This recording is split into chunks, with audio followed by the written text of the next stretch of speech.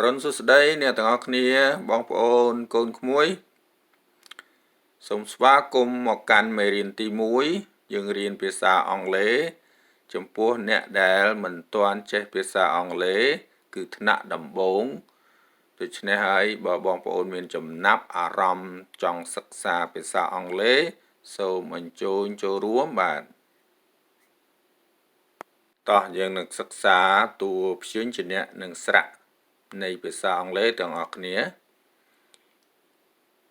A B C D E នៅអក្សរខ្មែរខ្ញុំសរសេរអក្សរក្រហមហ្នឹងគឺមានន័យថាស្រៈ A ហ្នឹងគឺស្រៈហើយ E ហ្នឹងគឺស្រៈនៃភាសាអង់គ្លេសយើងទៅទំព័របន្ទាប់ F G H I J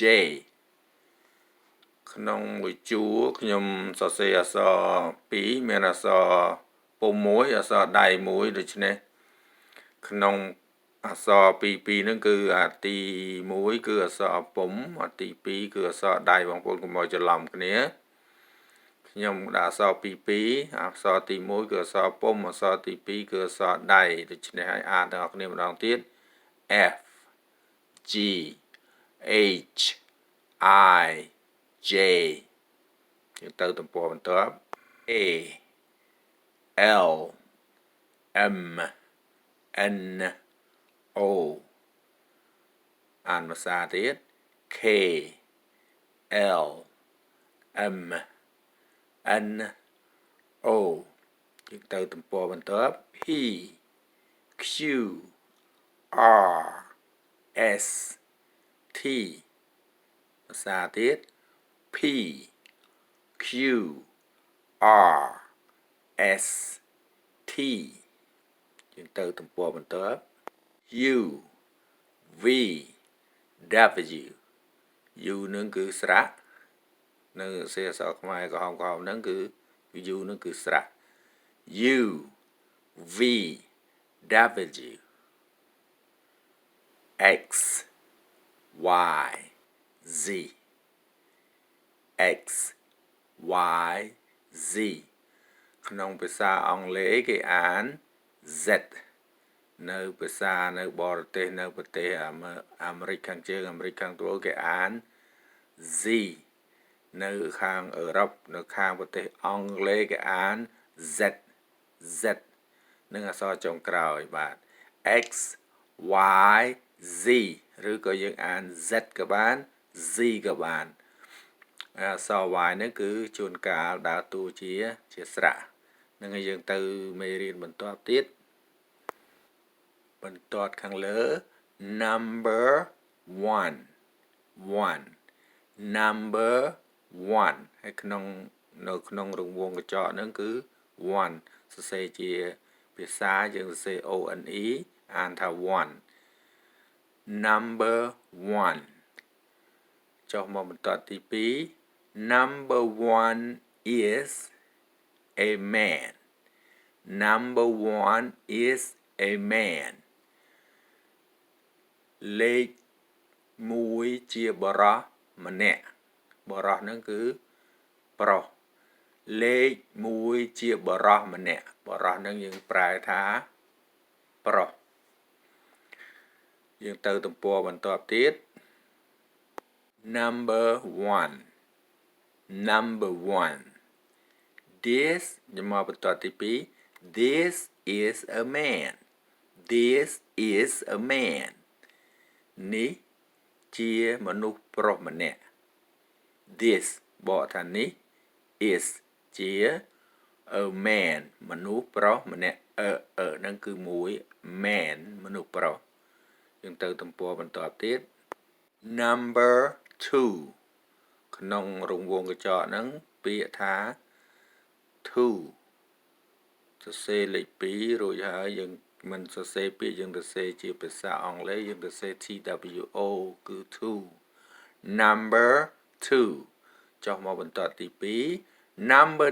2 is a woman number 2 is a woman លេខ2ជាស្ត្រីម្នាក់លេខ2ជាស្ត្រីម្នាក់យើងទៅទំព័របន្ទាប់ This is a woman This is a woman This is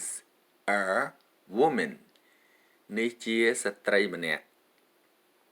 ទៅទំព័របន្ទាប់ Number 3 Number 3មកបន្ទាត់ទី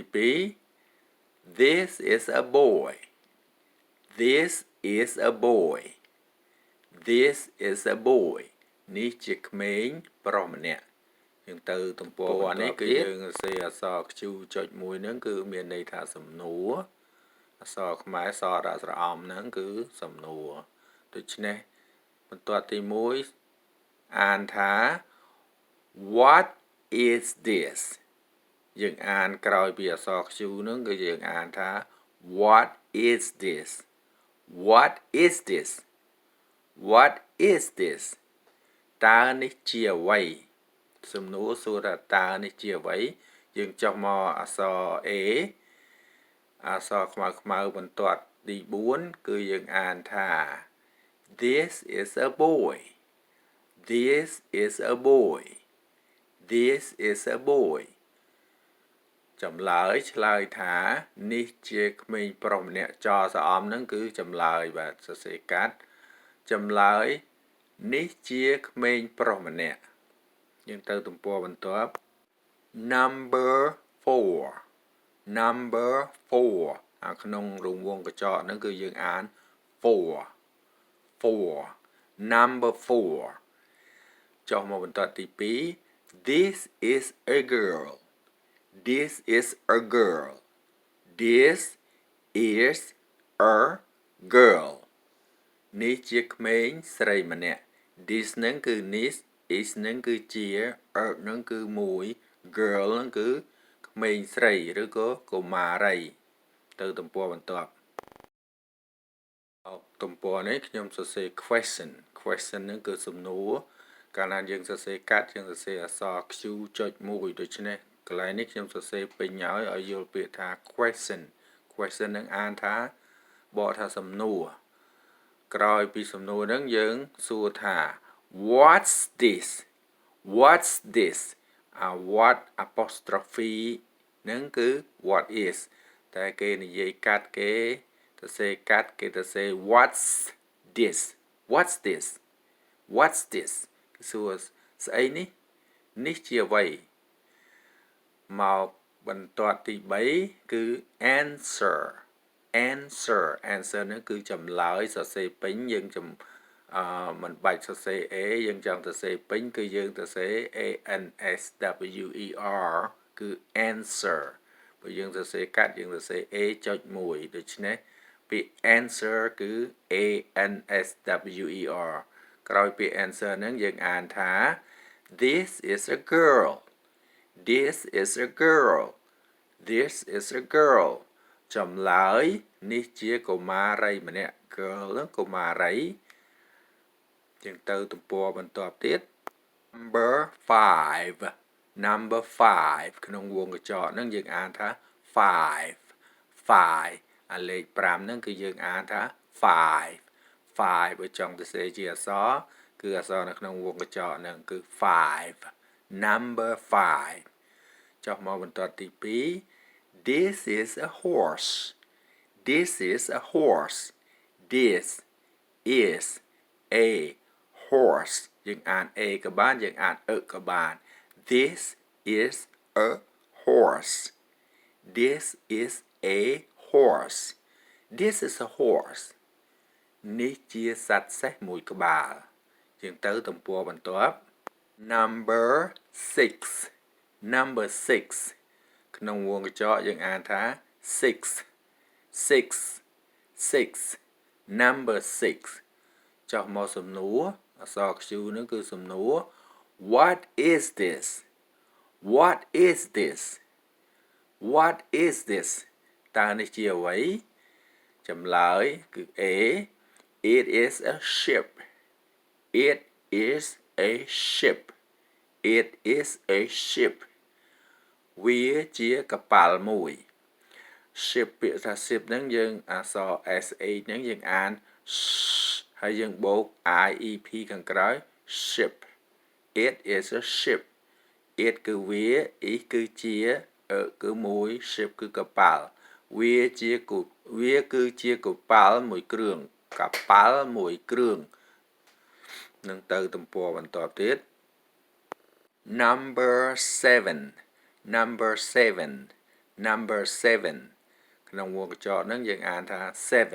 7សំណួរសួរថា Q ហ្នឹងគឺសំណួរ what is number 7 what is number 7 what is number 7 what is number 7តើលេខ7ហ្នឹងជាអ្វីមកបន្ទាត់ទី4គឺអក្សរ A យើងជាចម្លើយយើងឆ្លើយថា number 7 is a cow number 7 is a cow number 7 is a cow លេខ7គឺជាគោមួយក្បាល a cow នឹងគោមួយក្បាល is នឹងជា7គឺ7 number គឺលេខ7ជាគោមួយក្បាលយើងទៅទំព័របន្ទាប់ទៀតមេរៀននេះគឺចប់ហើយបងប្អូនគឺមេរៀនទី1យើងចប់ត្រឹមនេះយើងនឹងបន្តទៅមេរៀនទី2នៅថ្ងៃខាងមុខទៀតដូច្នេះហើយសូមបងប្អូនឬក៏ក្មួយដែលចង់សិក្សាភាសាអង់គ្លេសហ្នឹងតាមដានទៅមេរៀនទី2ទៀតបាទមេរៀនទី1គឺយើង slash គឺយើងបញ្ចប់ត្រឹមនេះថ្ងៃនេះហ្នឹងហើយយើងនឹងវិលជួបគ្នាសារជាថ្មីនៅមេរៀនទី2ជម្រាបលាសុខសប្បាយទាំងអស់គ្នា